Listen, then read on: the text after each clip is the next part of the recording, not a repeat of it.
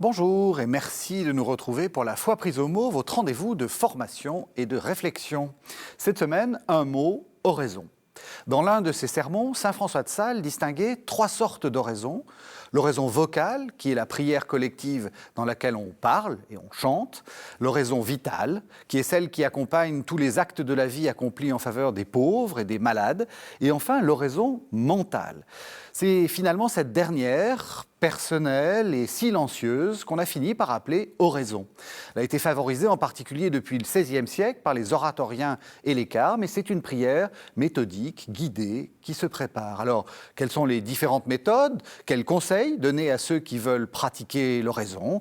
Telles sont les questions que je vais poser à mes 2 invités, 2 praticiens de la prière, 2 spécialistes, enfin, je ne sais pas, ou en tout cas 2 personnes de bon conseil. Frère Antoine-Marie, bonjour. Bonjour. Vous êtes frère carme de la province de Paris, et ça se voit à votre bel habit.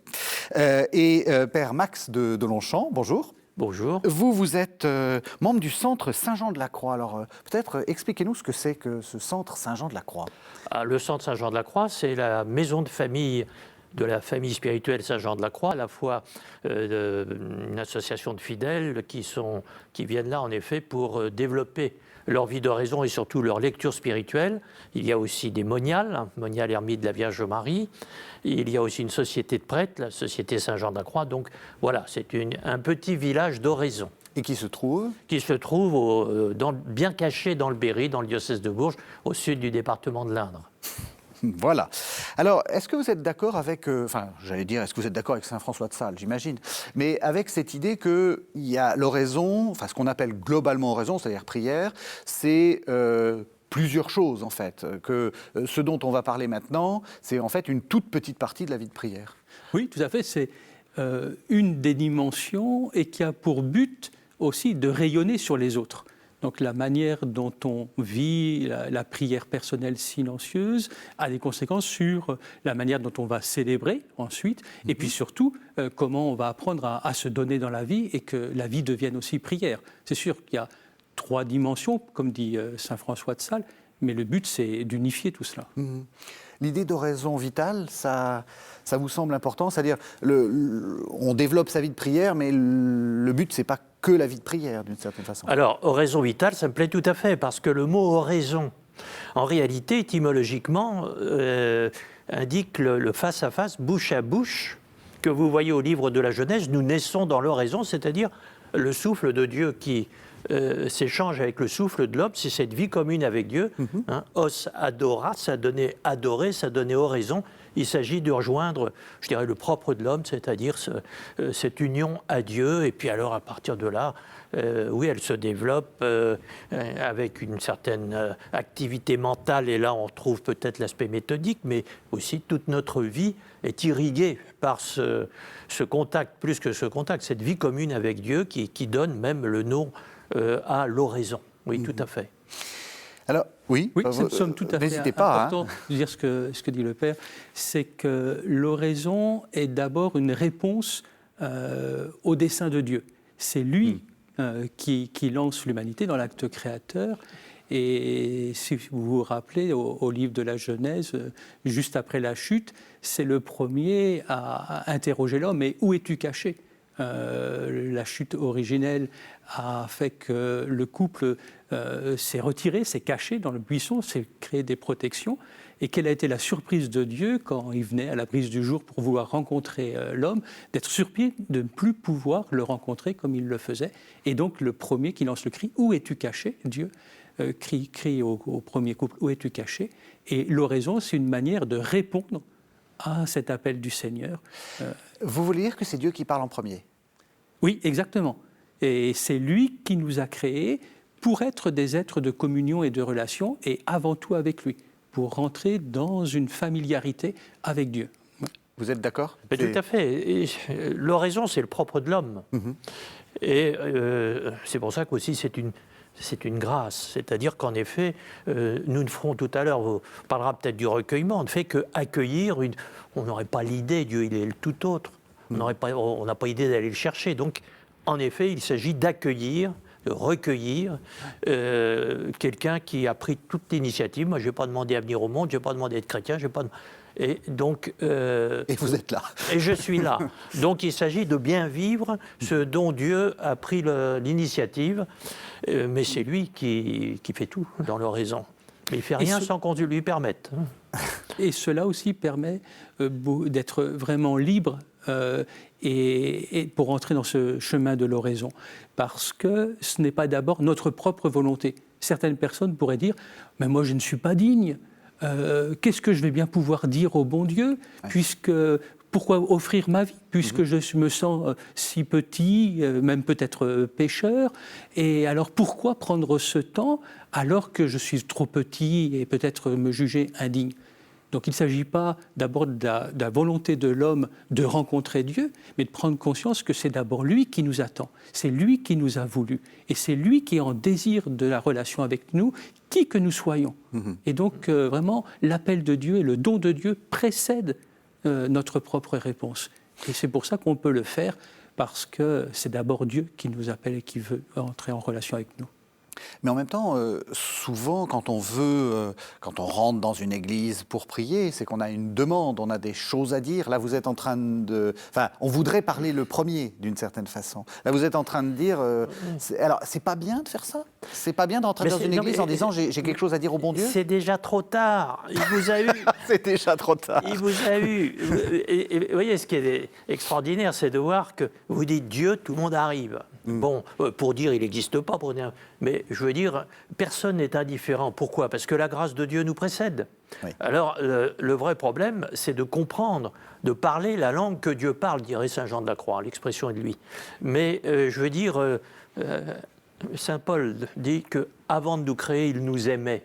Donc on est déjà dans quelque chose, quand on est tombé amoureux, de toute façon, c'est trop tard. Et nous sommes tous amoureux du bon Dieu, avant même notre création. Donc il s'agit simplement de bien vivre cette relation, mais vous n'en aurez jamais l'initiative. Et quand vous êtes entré à l'église, le bon Dieu a déjà fait des kilomètres, il vous a eu. C'est déjà trop tard.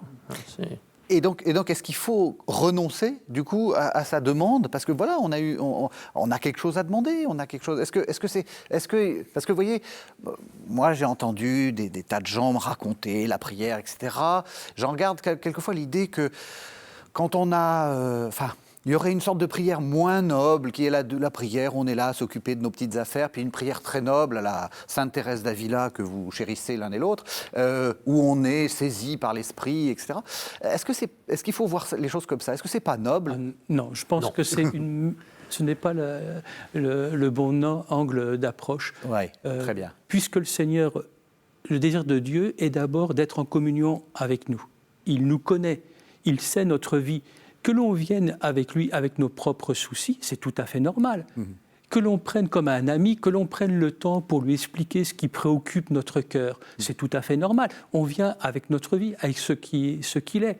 Ensuite viendra, j'espère, un second temps où nous, on se mettra à la disposition du Seigneur. Si on est vraiment dans une relation d'amitié, d'amour réciproque, alors le Seigneur aime accueillir ce que nous sommes avec nos préoccupations, et puis nous, de notre côté, ensuite, on a le désir d'accueillir Dieu tel qu'il voudrait se donner à nous. Donc, il ne faut pas aborder les choses en opposition, mais si on l'aborde dans une dynamique d'une relation d'amitié, alors les choses se font de manière beaucoup plus naturelle. Vous êtes d'accord ? On peut commencer par raconter ces petites histoires au bon Dieu. Mais je veux dire, avec lui, il n'y a jamais à se gêner. Ça, c'est très important. Ouais. Alors, un enfant au catéchisme, on peut même dire des gros mots. Je pense ici à un disciple de saint François de Sales qui disait que Dieu préfère les gros mots de ses amis aux flatteries de ses ennemis. Ah oui. Donc, vous gênez jamais avec lui. D'accord. Et je dirais... Le surnaturel, laissez-le au bon Dieu, soyez dans le naturel. Et ensuite, il saura se débrouiller. Thérèse d'Avila, dans ses conseils qu'elle donne au chemin de perfection, elle dit aussi clairement à ses sœurs, venez comme vous êtes, exprimez ceux qui habitent et préoccupent votre cœur. Soyez familiers. Il aime que l'on parle franchement, sans dire une autre pour en cacher pour dire une chose pour en cacher l'autre.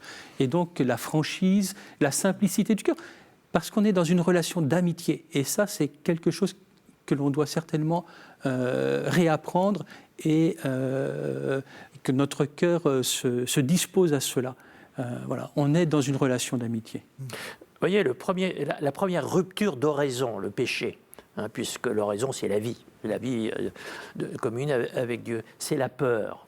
Alors, tout le progrès dans la vie spirituelle, Jésus nous le dit, c'est moi, n'ayez pas peur. Alors, la première façon d'avoir peur, c'est de ne pas oser. Et Thérèse dit, ne pas oser sous prétexte qu'on est pécheur ou je sais pas quoi. Et dit, ça, c'est la ruse du démon la plus forte. Mais si vous n'êtes pas... Bien sûr qu'on n'est pas digne du bon Dieu, mais il s'en fiche. Enfin, je veux dire, ce n'est pas le problème. La seule chose qui l'ennuie, c'est quand ce que vous voyez, qu'a rappelé le Père tout à l'heure, quand Adam et Ève prennent la poudre d'escampette parce qu'ils ont peur du bon Dieu. Ah, mon Dieu, mais vous êtes passés. On est pécheurs, et alors ? Oui. La croix, c'est Jésus qui vous dit sur la croix, tu vois bien que ça n'empêche rien, le péché.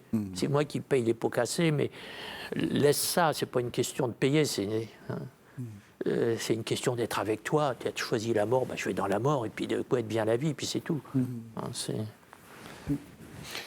La seule chose auquel le souvenir de nos fautes, de nos limites, voire pour certaines fois notre indignité, la seule chose qui pourrait être utile, c'est qu'elle nous invite à une action de grâce. Si, comme dit le Père, si elle est un handicap, un frein pour la relation, alors ça c'est vraiment très négatif, mais si elle habite notre cœur dans l'action de grâce, alors ça veut dire que l'on accueille notre être dans l'esprit du Seigneur. Parce qu'en même temps qu'il nous fait découvrir nos fautes, il nous fait découvrir sa miséricorde. Et donc, nous entrons en action de grâce. Tant que nous sommes dans la lamentation sur nous-mêmes, ça veut dire que ce n'est pas l'Esprit de Dieu qui nous a éclairés. Alors, on va peut-être expliquer un peu ce que c'est, approcher l'oraison. Vous avez dit c'est la relation à Dieu. Alors, c'est assez théorique en fait. Finalement, les gens que vous aimez bien, les gens du XVIe et du XVIIe siècle, avaient fait tout un tas de distinctions qui sont très utiles et que je vais vous proposer pour essayer de faire comprendre un peu ce vers quoi vous voulez nous faire entrer. Alors, certains distinguent entre la prière de discours et l'oraison muette. Est-ce que vous êtes d'accord ? Est-ce qu'il y a quand même une première distinction qui consiste à dire, dans l'un on parle, dans l'autre on ne parle pas ? C'est compliqué. C'est pas à nous de le décider, en tout cas. Thérèse d'Avila vous dit, il arrive un moment où le bon Dieu vous ferme la bouche. Oui. Et à ce moment-là, vous savez, c'est une histoire d'amour toujours comme ça. Au début, on bavarde, et puis arrive un moment où, écoute, tais-toi, mais je t'aime, oui, d'accord, tu me l'as dit 50 fois. Il est plus que temps de se taire à ce moment-là. Avec le bon Dieu, c'est pareil.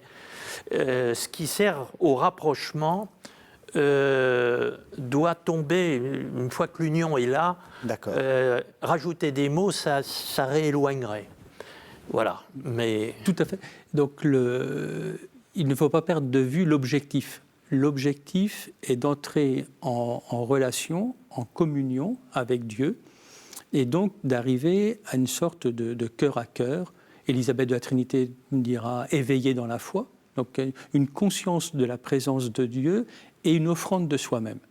Donc si on est conscient de la présence de Dieu, donc Dieu qui habite notre cœur, qui est là, et que nous offrons notre vie, notre amour, eh bien, c'est le but de l'oraison, de rester dans ce...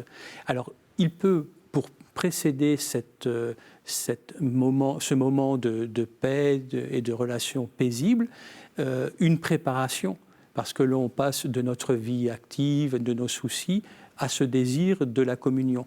Et donc, il peut avoir un chemin qu'on appelle le recueillement, où on s'appuie sur une parole, la parole de Dieu, où l'on s'appuie sur nos propres désirs, sur nos préoccupations, on parlait d'intercession tout à l'heure, mais c'est comme un apprivoisement de notre cœur et de notre âme pour nous disposer à la relation plus simple de la communion.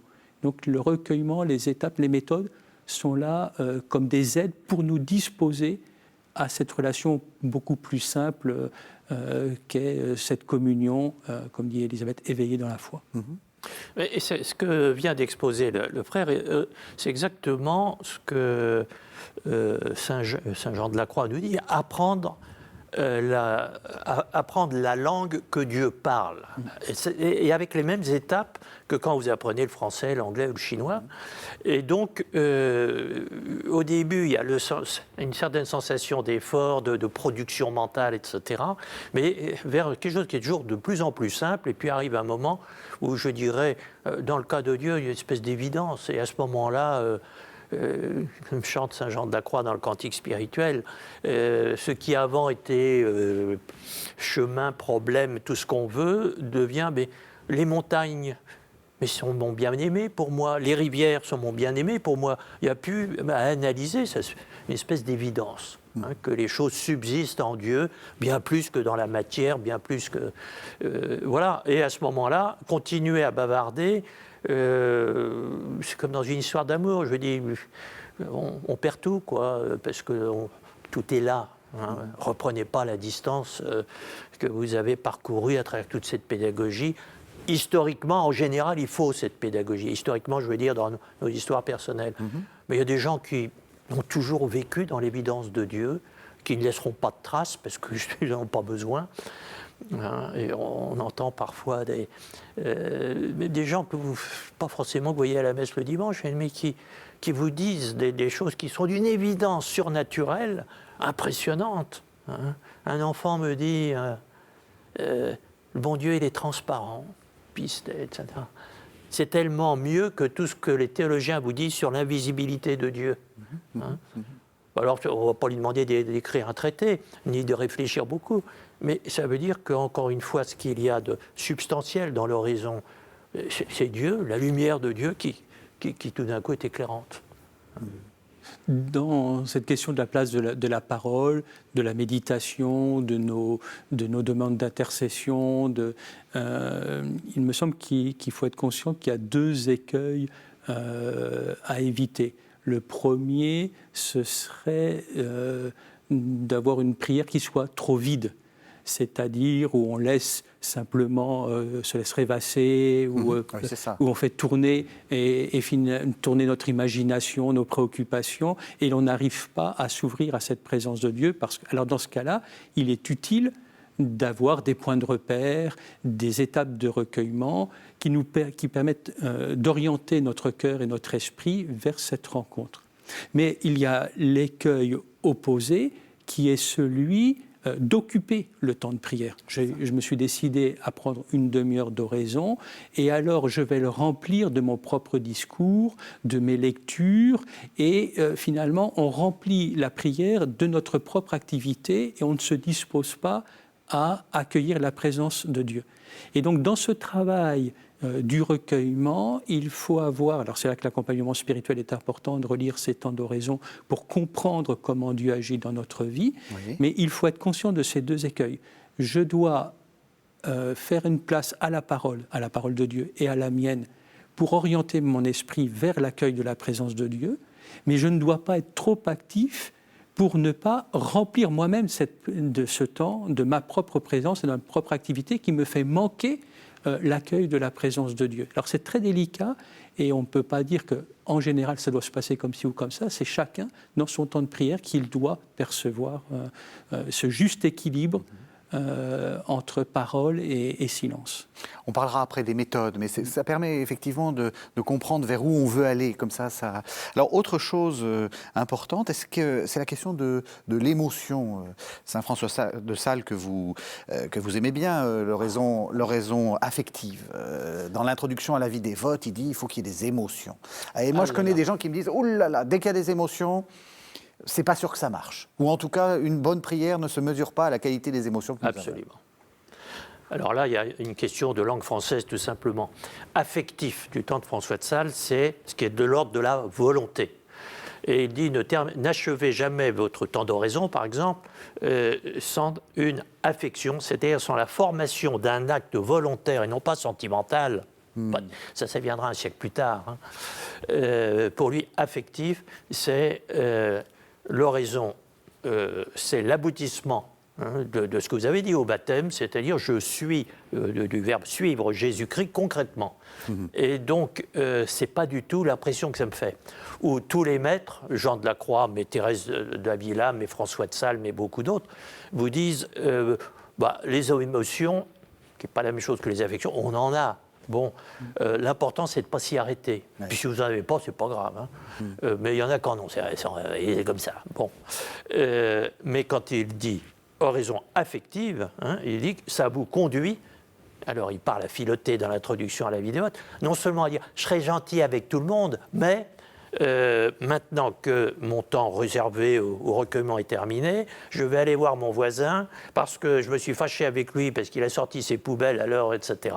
Et je vais lui avoir une parole aimable avec lui. Voilà comment ça débouche sur une résolution, et l'horizon devient affective. Vous voyez que ce n'est pas une question de douceur qu'on trouve dans ses sentiments.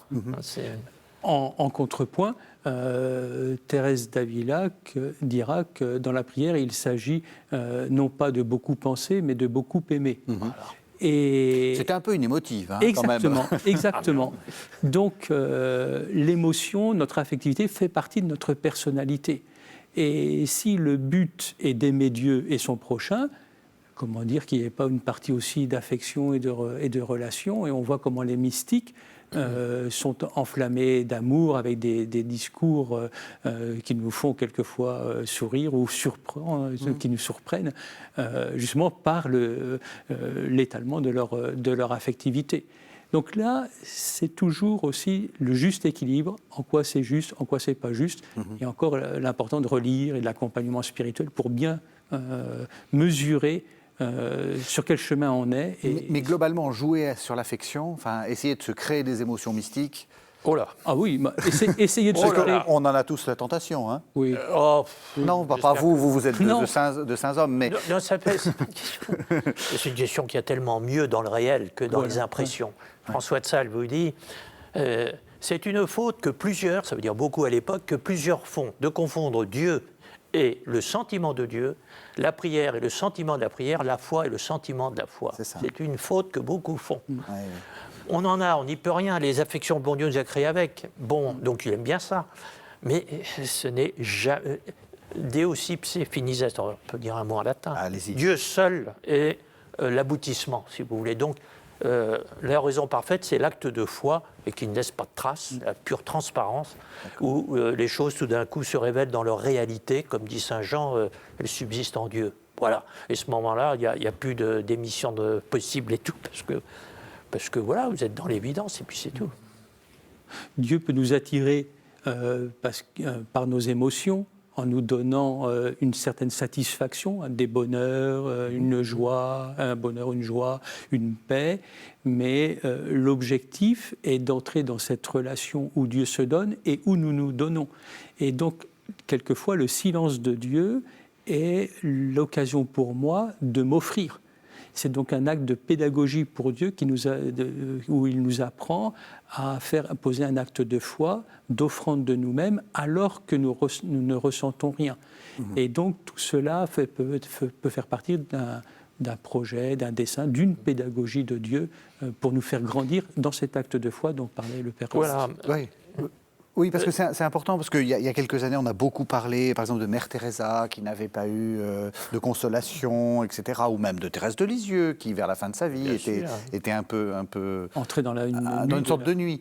Donc, il ne faut pas se décourager. Enfin, je veux dire, l'émotion, l'évidence peut être quelquefois de l'ordre de, justement, ou disons, peut disparaître, en fait. Ah oui.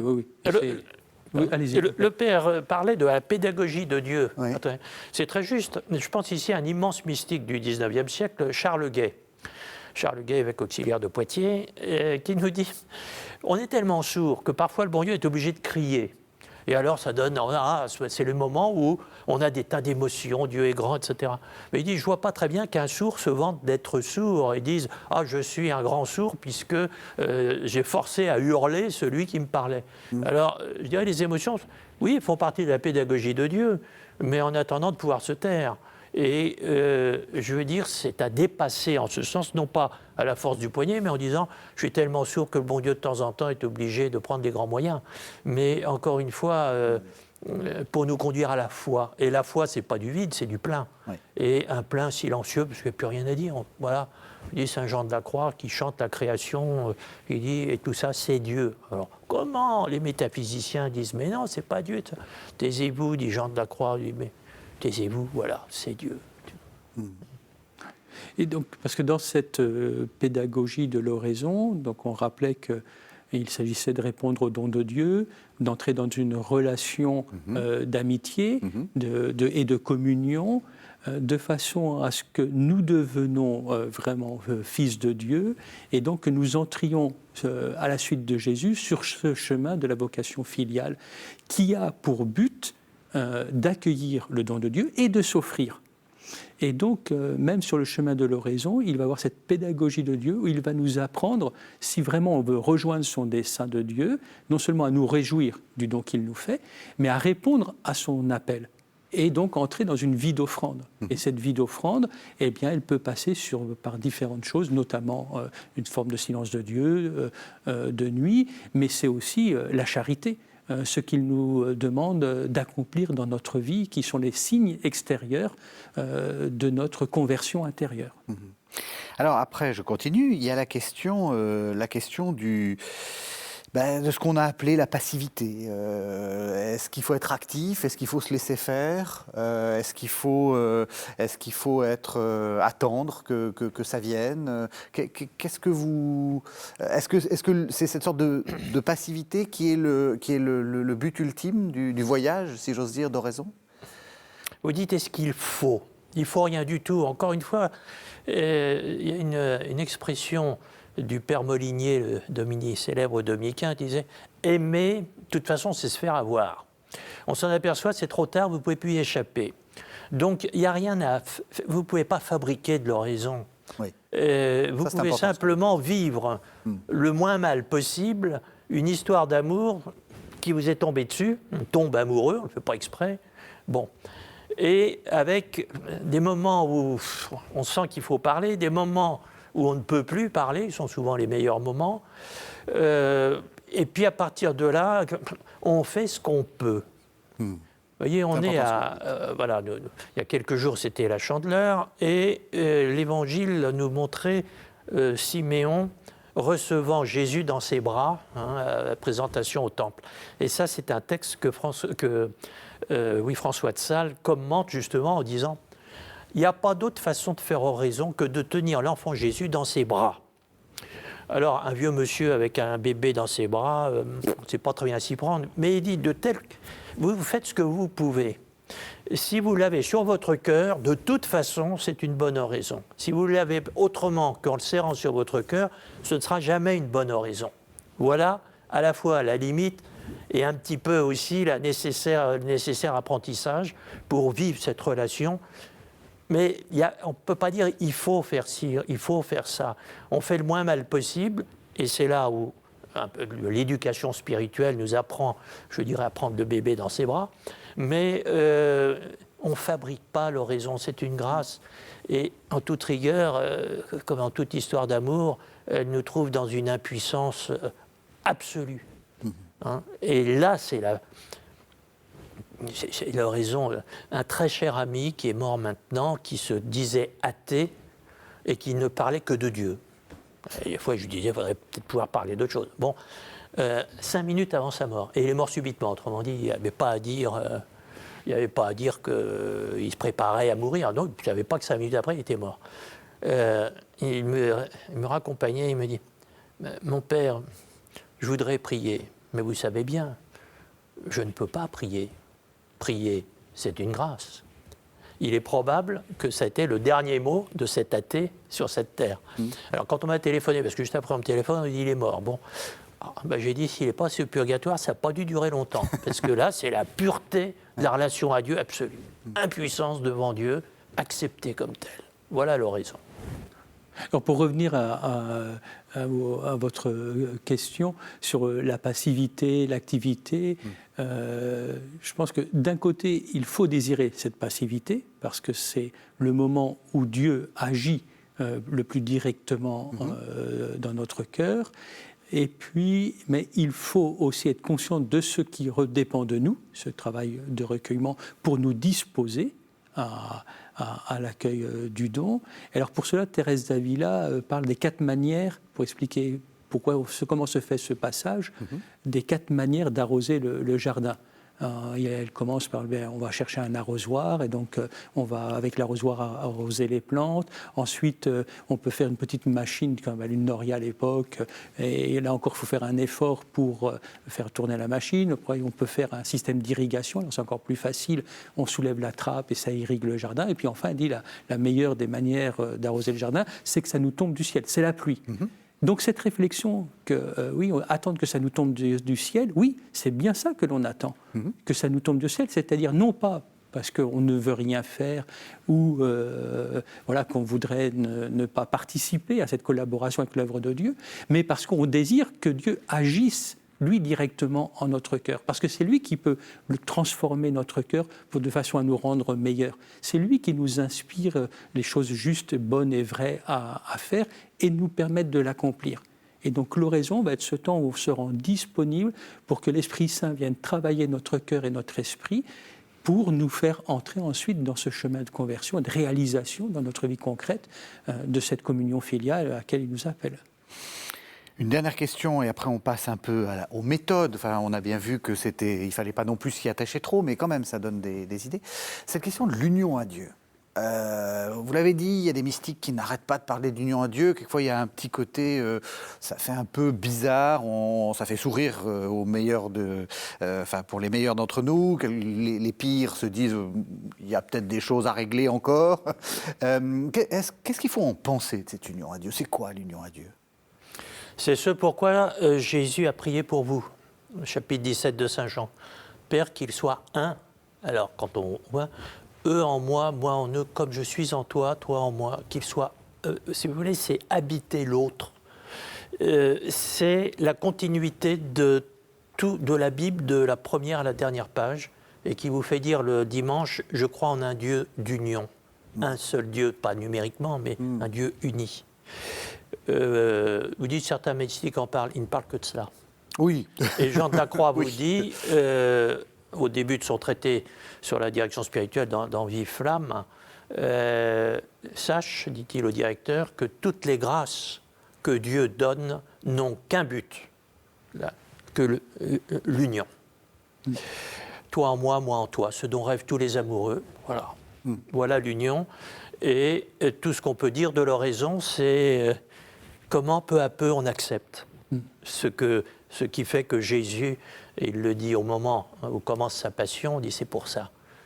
C'est pour que péché, pas péché, etc., peu importe, etc., que nous soyons toi en moi, moi en toi. Voilà, c'est tout. C'est une affaire d'amoureux. Et là encore, il me semble important de se rappeler que le don de Dieu précède notre propre réponse. Parce que ce don de l'union nous est déjà donné à tous, à la fois dans l'acte créateur. Dieu nous a créés à son image et à sa ressemblance. Il a laissé des traces de sa présence dans toute la création, et puis encore plus dans notre baptême confirmation, renouvelé dans l'Eucharistie, le sacrement de réconciliation, où cette présence divine nous est déjà donnée au plus intime de notre cœur. Donc l'union à Dieu, d'une certaine manière, nous l'avons déjà. Au plus intime de notre cœur, il y a cette présence divine.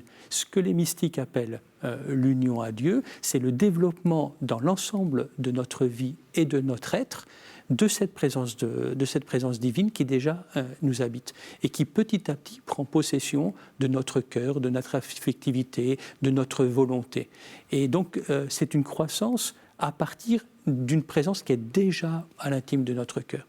Et donc faire oraison, le mieux c'est déjà de se tourner vers cette présence de Dieu au plus intime de nous-mêmes, l'accueillir et lui permettre de prendre possession de toute notre existence. Mais on voit bien la continuité, c'est-à-dire qu'on retourne à notre oraison vitale. Finalement, oui, après, on peut aller voir les pauvres, comme dit François de Sales, s'occuper des malades, parce que voilà, tout est uni, quoi. Parce que le malade devient Jésus à ce moment-là. Ouais. C'est plus un malade, c'est Jésus. Et ma démarche devient un acte d'amour aussi envers le Seigneur, parce qu'on reconnaît l'autre comme étant mon frère, et donc on reconnaît le dessein de Dieu. Si le Seigneur, il n'est pas simplement mon Seigneur et mon Dieu à moi, il est celui de chaque homme et de chaque personne qu'il a voulu et créé. Et donc, le plaisir pour le Créateur, c'est de voir qu'on le remercie et qu'on le félicite pour sa création. Et donc, d'accueillir le frère comme un frère, c'est dire à Dieu, je reconnais ton dessein sur l'humanité, je te reconnais ton appel à construire cette humanité dans la fraternité. Alors on arrive vers la fin de l'émission, il nous reste quand même un peu de temps pour donner quelques conseils à nos téléspectateurs. Peut-être, enfin, j'ai lu vos livres, j'ai lu un peu. La chose qu'on dit, c'est souvent il faut préparer son temps d'oraison et se dire je le fais à ce moment-là et si possible avec une durée. Est-ce que vous êtes d'accord? Est-ce que c'est un temps qu'on prémédite d'une certaine façon à l'avance? Alors Thérèse d'Avila vous dit que et tous les maîtres aussi, que la persévérance, et donc la persévérance, ça s'organise, est essentielle. Donc, quelque chose dans l'agenda, ça ne veut pas dire que, là, encore une fois, que l'oraison dépend de nous, mais que la fidélité, c'est d'abord dire « je serai au rendez-vous que le bon Dieu me donne ». C'est ça. Et là, de ce point de vue, en effet, et pédagogiquement, je dirais, c'est par là qu'il faut commencer. Tu mets dans ta vie le repère fondamental de l'oraison, y compris comme, je dirais, activité d'oraison, l'oraison méthodique que vous évoquiez tout à l'heure. Ensuite, le bon Dieu vous conduira. Mais la première réponse est de dire, voilà, j'organise ma vie autour de l'oraison, c'est-à-dire de cette volonté de ne faire qu'un avec le bon Dieu. Si on dit c'est quand j'aurai le temps, alors ça ne va pas. Donc j'organise ma vie, donc je prévois des temps de 6-7 heures d'oraison. Ça dépend. 24 heures. Non, mais pour que ça, comment vous faites? La vraie quantité, c'est combien de temps faut-il pour que toute la journée soit une oraison? Voilà le fond de la question. Alors évidemment, les pères Carmes, 2 heures, ils vous diront... Tout. À travers les siècles, vous avez 50 façons de faire. Et l'important, c'est que chacun trouve ce qui va l'aider. Mais le principe d'avoir, je dirais, un temps réservé à Dieu pour que toute la journée soit réservée à Dieu, ça, tous les maîtres vous le diront. Un temps qui soit qu'une certaine substance, puisqu'il faut quitter ses activités, apprendre à s'ouvrir à cette présence de Dieu, à l'accueillir, à s'offrir, et puis à en sortir aussi. Donc il faut quand même un certain temps, 20 minutes, une petite... C'est beaucoup plus raisonnable. Oui. Et puis, alors, il faut se méfier aussi des tentations par le bien, c'est-à-dire on a un grand désir et puis on va se dire il faut 3 heures. Une demi-heure, 1 heure ou je ne sais quoi, et puis on n'arrive pas, et donc on abandonne. Donc le fait de se donner un temps qui soit raisonnable et qui soit prévu dans vos agendas. Pour ceux qui n'ont pas la chance d'être religieux carmes et qui c'est prévu dans l'horaire, on y va tous en chœur, aux 2 sens du terme, au cœur et en chœur. Et alors c'est sûr que là, il faut mieux prendre l'agenda et de se donner des rendez-vous comme on prend d'autres rendez-vous. Oui. Et donc ça, c'est tout à fait normal. Déterminer le temps et le lieu, ça permet de ne pas manquer la rencontre. Oui. On commence par quoi? On commence par quoi? Dans ce temps, voilà, je me dis, j'ai décidé que je prenais 20 minutes, je commence par faire quoi? Alors, il y a ceux, je dirais, qui, de toute façon, c'est le bon moment de la journée, parce que là, immédiatement, je dirais, la vie s'impose d'elle-même comme moment de bonheur. Stop, touchez à rien. La plupart du temps, le bon Dieu est plus progressif. Et Thérèse d'Avila lui prenait un bon livre. Il serait très intéressant, mais on n'a pas le temps de montrer que l'oraison méthodique, celle qui est au cœur de vos questions, elle est née à peu près en même temps que le livre et en même temps que l'Occident sort de la chrétienté. Il dit il faut prendre des rendez-vous avec le bon Dieu. Avant, il n'y avait pas besoin parce que toute la vie était une sorte de vie monastique pour tout le monde. Et c'est comme ça que dans la règle de Saint-Benoît, trouvez-moi le temps d'oraison. D'abord, il n'y avait pas d'horloge. Ensuite, il n'y avait pas besoin d'horloge, puis on était dans l'éternité. Donc, maintenant, il faut prendre des rendez-vous pour quitter le monde païen est entré dans l'oasis chrétien qui va être le temps d'oraison. D'accord. Alors par quoi on commence ? Par vous informer sur celui qui vous invite. Et c'est là où Thérèse dit, pendant 18 ans, je crois, elle disait « j'ai pas su faire oraison sans un livre ». C'est rassurant pour les gens qui disent « je m'embête dans la prière ». Oui, c'est important. Et là, on n'a pas le temps de développer, mais je crois que là, nos cervelles, ça va peut-être changer avec Internet et tout ça qui restructure complètement nos façons notre vie mentale. Mais oui, le livre, déjà, vous permet de gagner beaucoup de temps pour le repérage. Oui, le bien-aimé, il est là, oui, c'est bien lui. Hein, et pour cet apprentissage de la langue de Dieu, lecture spirituelle jusqu'au moment où j'ai plus besoin du bouquin parce que j'ai compris, ah là là, et déjà vous avez une simplification hein, et qui est l'oraison avec moins de mots, donc, et puis qui peu à peu vous conduit à quoi ? Je dirais à cette évidence qui sera la contemplation proprement dite. Mais ça dépend pas de vous, hein, mais au fur et à mesure que le bon Dieu fait ça, ne croyez pas bien faire en disant je vais fabriquer de l'oraison comme le menuisier scie ses planches. Oui, c'est ça. Alors, Sainte Thérèse, dans sa pédagogie, dans le chemin de perfection, invite, avant la lecture, de bien se rappeler la présence de Dieu. La présence de Dieu, qui il est et qui je suis. Qui il est, son dessein d'amour sur moi, et qui je suis dans à la fois le positif et le négatif. Peut-être ce qui préoccupe mon cœur, mes limites, mais aussi le positif en tant qu'appelé à devenir fils de Dieu, de baptiser ce dessein d'amour de Dieu sur moi. Donc cette étape première d'introduction, on se rappelle Dieu, sa présence, donc se tourner vers l'intime de notre cœur, poser cet acte de foi que la présence de Dieu est avant ma réponse, et donc se tourner vers l'intérieur de son cœur, ou alors dire à Thérèse, s'imaginer Jésus à côté de moi. Et alors on peut comme ça entrer dans une relation, parce qu'on s'est rappelé le partenaire avec qui je dois entrer en relation. Si je veux un dialogue, si je veux une relation, eh bien je dois rentrer en communication et avec celui à qui je veux dialoguer. Donc se rappeler cette présence de Dieu au plus intime de notre cœur, ou alors la présence de Jésus à mes côtés comme l'ami le plus fidèle. Et après le livre, après un petit passage. Et après le dialogue, et donc le livre est là pour stimuler notre esprit à comprendre et à accueillir le don de Dieu. Voilà. Il faut donc plutôt la Bible, plutôt Thérèse d'Avila, plutôt... Ce qui vous parle du bien-aimé, encore une fois, c'est une histoire d'amour. L'imitation de Jésus-Christ, par exemple, des choses. L'imitation de Jésus-Christ est née sous la plume de Thomas Akempis, maître des novices, donc dans la tradition des frères de la vie commune, comme justement les petits résumés, les regards d'amour sur et qui évitent d'avoir beaucoup plus à lire. Hein, et vous prenez 2 ou 3 phrases et puis vous laissez tranquillement la réalité s'affirmer. Voilà.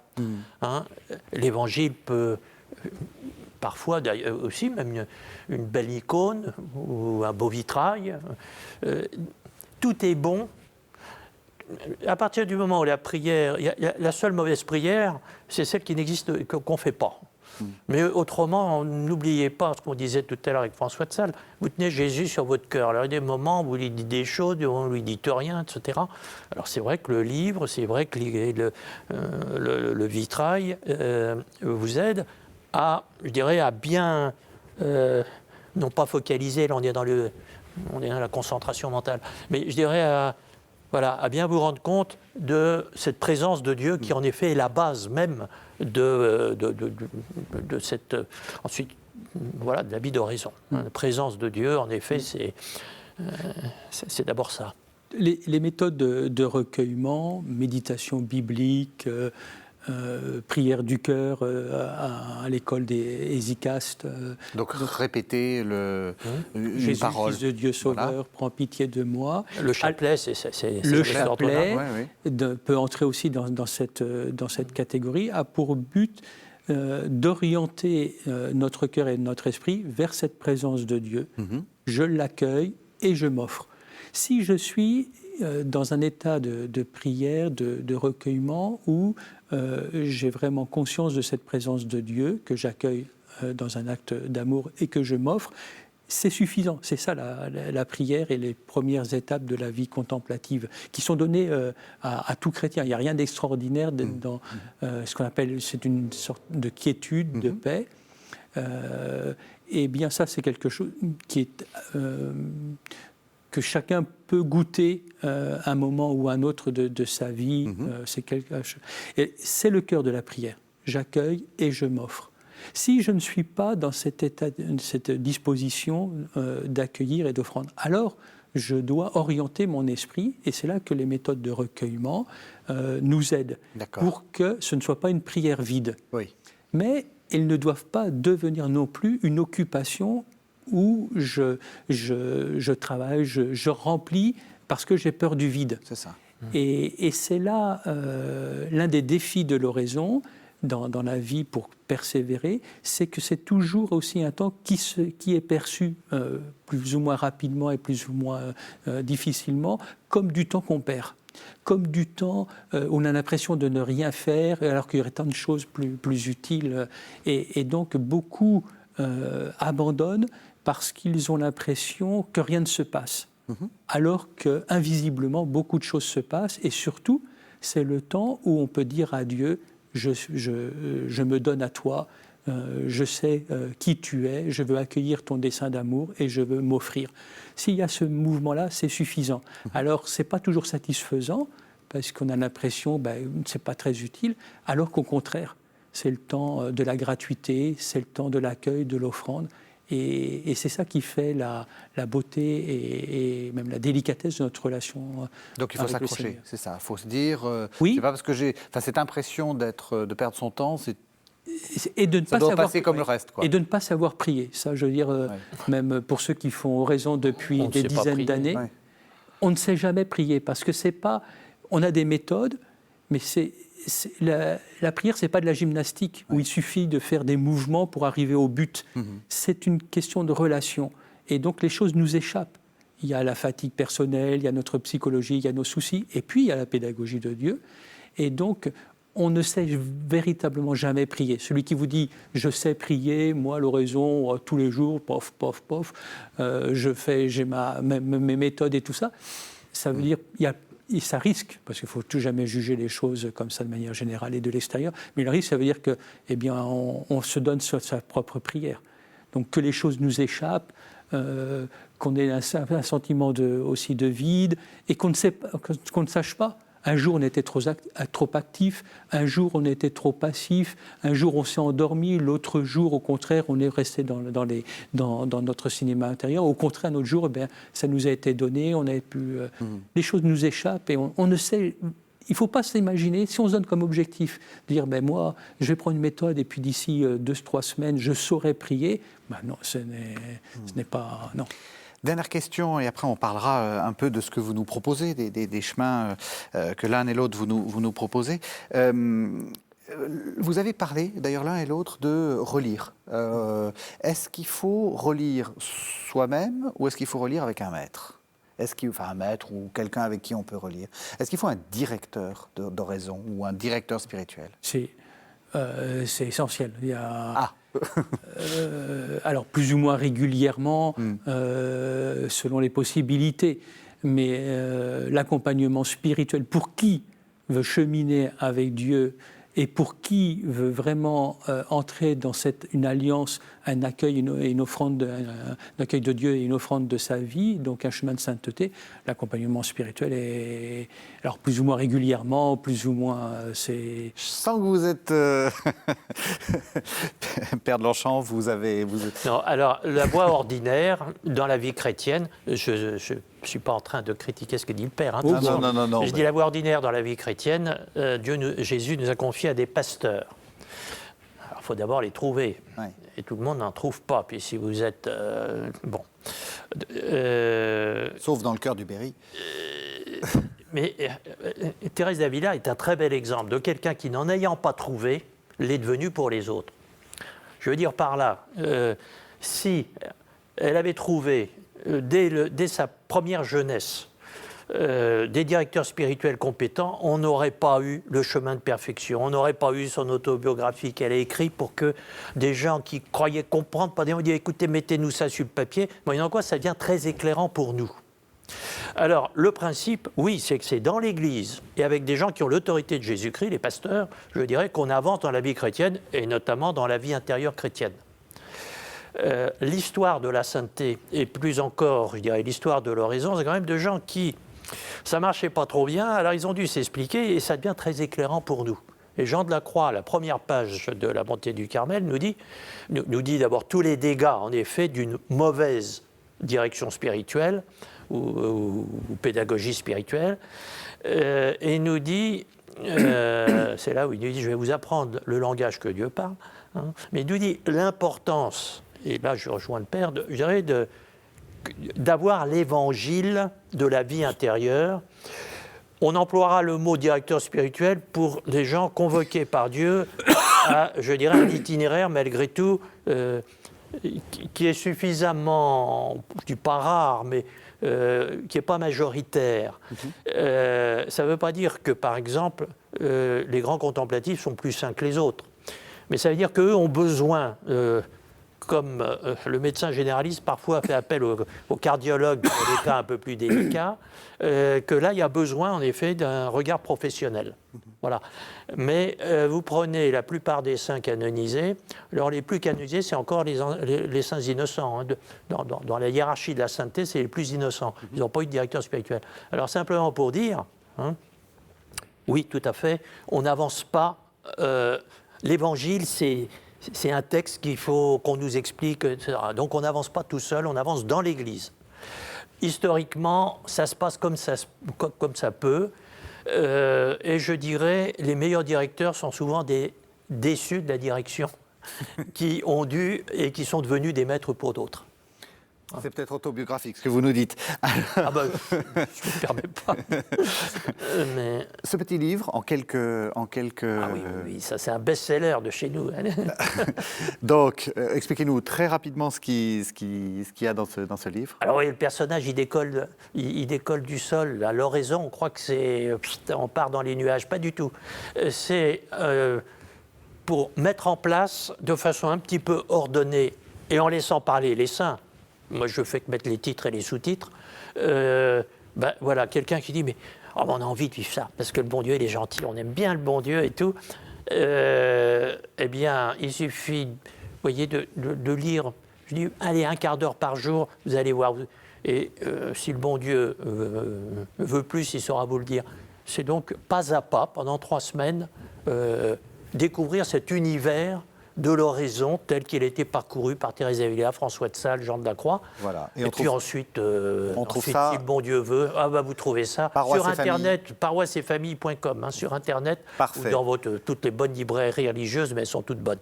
Et sinon, une invitation que vous êtes en train de nous proposer. Là, on est en plein dans le moment, hein, frère. Donc, c'est retraite.carme-paris.org, le site est en train de s'afficher en bas. Ouais. Donc depuis plusieurs années, la province de Paris propose une retraite en ligne pour le temps de l'Avent et du Carême. Et cette année, donc pour le carême 2023, le thème de la retraite en ligne, c'est l'oraison, chemin pour vivre notre vocation filiale, à l'école des Saints du Carmel, bien sûr. Et donc, à tout un chemin, chaque semaine, des méditations pour aider les chrétiens à entrer et à grandir dans ce chemin de l'oraison. C'est deux suites naturelles de l'émission que vous nous proposez. Surnaturel. Surnaturel. Merci beaucoup à tous les deux. Merci de nous avoir suivis. Vous savez que vous pouvez retrouver cette émission sur le site internet de la chaîne www.ktotv.com et on se retrouve la semaine prochaine.